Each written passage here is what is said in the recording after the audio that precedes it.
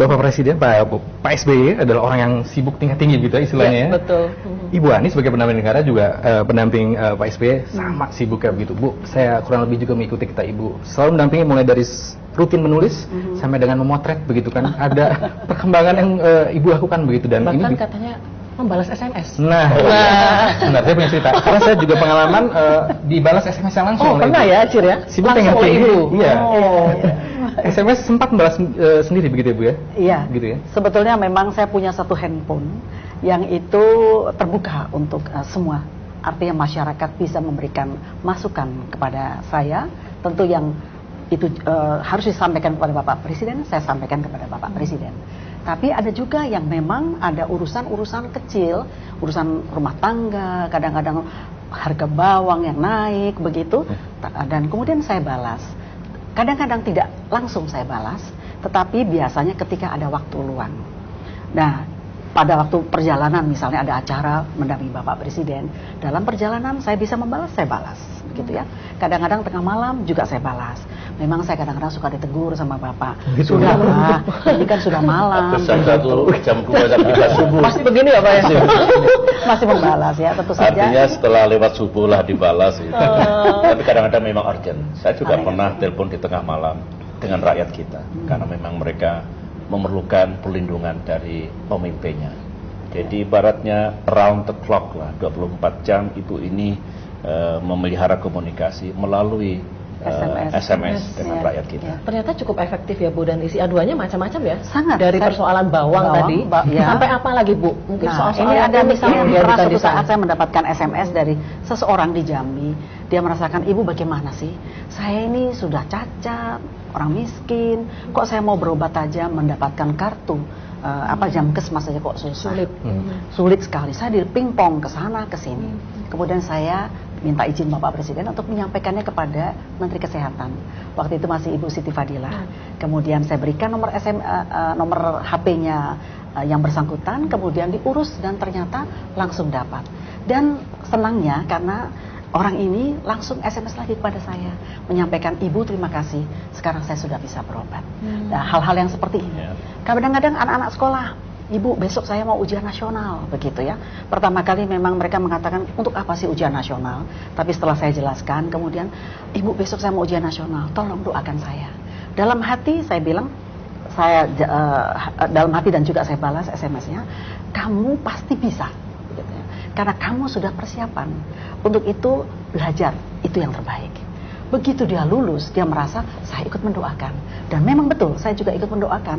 Dalam arti mudah-mudahan yang bersangkutan, yang SMS kepada saya ini, betul-betul dia bisa mengikuti ujian dengan baik. Doanya spesial ya, negara loh. Tidak lulus, semangat dia ya Bu juga ya. menyampaikan kepada saya, Ibu saya lulus.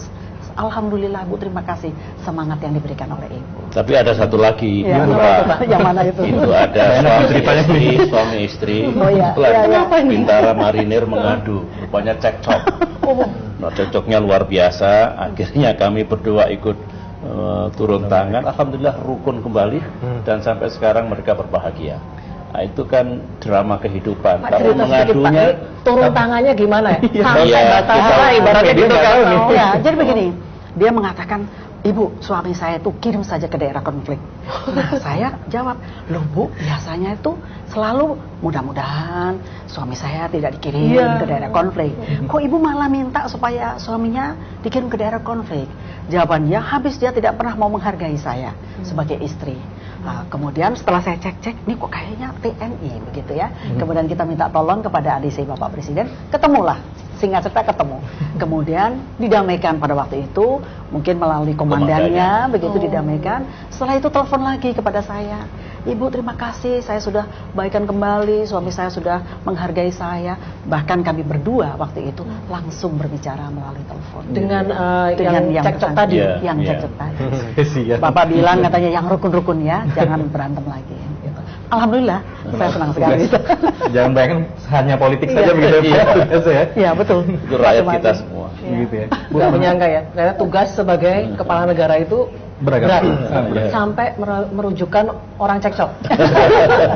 Iya, mungkin mereka menganggap bahwa saya sebagai ibunya mereka. Karena mereka mungkin memanggil saya kan ibu negara, jadi dianggapnya seibunya, jadi mereka mengadukan begitu. Baik, kita masuk ke ranah demokrasi sendiri. Kita tahu bahwa Indonesia adalah negara yang dipandang di dunia internasional sebagai negara demokrasi yang berkembang. Di tengah kebebasan mengungkapkan pendapat begitu, tidak sedikit yang kemudian sifatnya menghujat Bapak begitu kan, membicarakan dari sisi miringnya begitu. Ibu bagaimana menghadapi hal ini dan mengelola situasi ini seperti apa, Bu? Iya, memang berat sekali dalam era demokrasi seperti ini. Saya tahu persis Bapak SBY ini sudah bekerja siang dan malam untuk rakyatnya, untuk bangsanya, untuk negaranya. Sudah betul-betul kadang-kadang kurang tidur begitu ya. Tapi masih saja ada yang menghujat ya. Kalau mengkritik sih nggak apa-apa ya, tetapi ini menghujat, kemudian menghina, bahkan menfitnah. Kadang-kadang begitu beratnya sampai saya sendiri hampir-hampir tidak tahan. Tetapi cara saya adalah satu, bercerita kepada keluarga, kepada Bapak. Yang kedua tentu berdoa, berzikir, kemudian sambil ya terus memperbanyak kesabaran. Ya. Sabar itu katanya tanpa batas. Oleh karena itu terus memperbanyak kesabaran. Paling-paling hanya bisa begitu. Tapi pernah juga sih terus terang saja sampai menitikan air mata. Gitu ya, Bu. Manusia ya, Bu ya, gitu sampai menitikan air mata. Ini beberapa kali Mas ya, Mas Acir, Mbak Eno. Ketika setelah sholat, zikir lama sekali nggak berdiri. Saya lihat pasti ada sesuatu yang dipikirkan. Kadang-kadang meneteskan air matanya. Terus saya, sudahlah, kita harus kuat. Harus kuat. Kalau kita sama-sama menguatkan diri kita, insya Allah Allah akan melindungi, dan seberat apapun tugas akan bisa kita emban.